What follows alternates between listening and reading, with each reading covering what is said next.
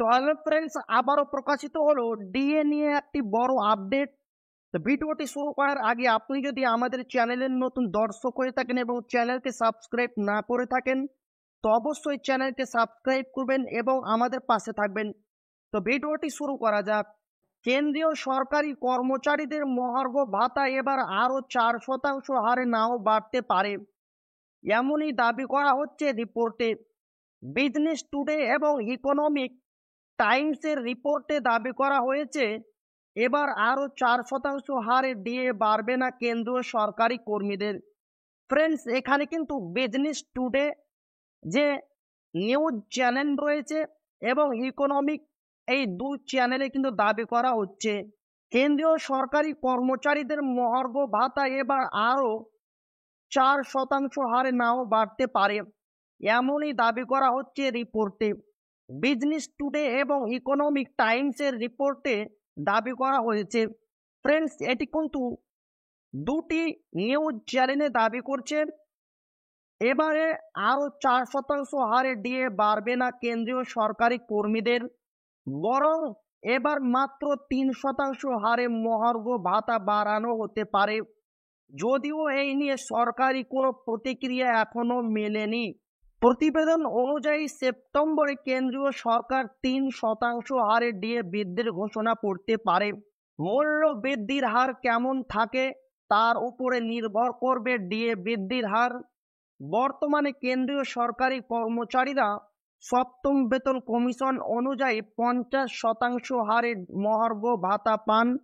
একটি মহলে জল্পনা ছিল যে বেসিক পের সঙ্গে ডিএ মিশিয়ে দেওয়া হবে, যদিও সূত্র উদ্ধৃত করে ওই প্রতিবেদনে জানানো হয়েছে যে মহার্ঘ ভাতা 50%-এর বেশি হয়ে গেলে এখানে বেসিক পের সঙ্গে কেন্দ্রীয় সরকারি কর্মচারীদের ডিএ মিশিয়ে দেওয়া হবে না।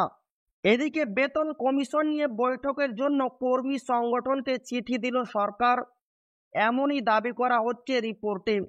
জানানো হয়েছে পার্সোনেল অ্যান্ড ট্রেনিং মন্ত্রক থেকে এই চিঠি গিয়েছে জেসিএম ন্যাশনাল কাউন্সিলের স্টাফ সাইডের সচিব সিম গোপাল মিশ্রকে। চিঠিটি পাঠানো হয় গত 21শে আগস্ট।